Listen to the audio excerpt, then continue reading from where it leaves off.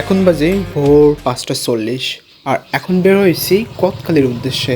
দেখতে পাচ্ছেন রাস্তায় কতটা কুয়াশা গাইস। তো কুয়াশার ভিতর দিয়ে বাইক চালিয়ে এখন চলে এসেছি গদখালি বাজারে। আর সামনে কিন্তু ফুল নিয়ে যাচ্ছে ভ্যানে করে গদখালিতে।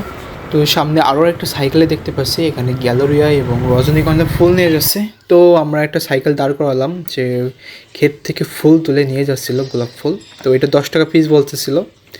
তারপরে আমরা আরও একটা চাচাকে দাঁড় করালাম, সে 5.5 টাকা বলতেছিল। আমরা বললাম 200 পিস নিব, তো 5 টাকা করে 200 পিস নিছে, 1000 টাকা।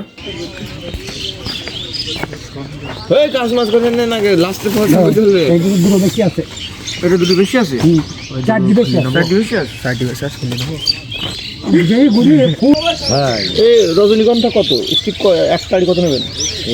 একটা আছে আপনাদের জন্য এখানে প্রথমে 200 টাকা নেবো। ওই পাশেই বলিছে আপনার আর কম কত করে? ও 200 টাকাতে আরো বললো যে 50 টাকা কম দিয়ে। ও আছে ফুলের মধ্যে ছোট আর মোটা আছে বুঝলেন, এতে একটা ফুল ছোট নেই।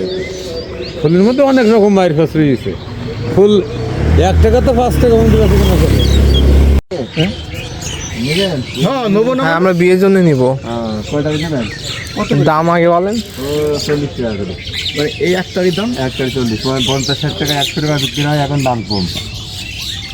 আমাদের একটু দেন কম করে নেন, আমরা 2-3 টাকা নেবো। গাইস, তো ইতিমধ্যে আমরা অনেক ফুল কিনে ফেলছি। এখানে গোলাপ ফুল, রজনীগন্ধা, চার বড়া ফুল কিনছিলাম, যেটা 250 টাকা নিয়েছিল 50 পিস।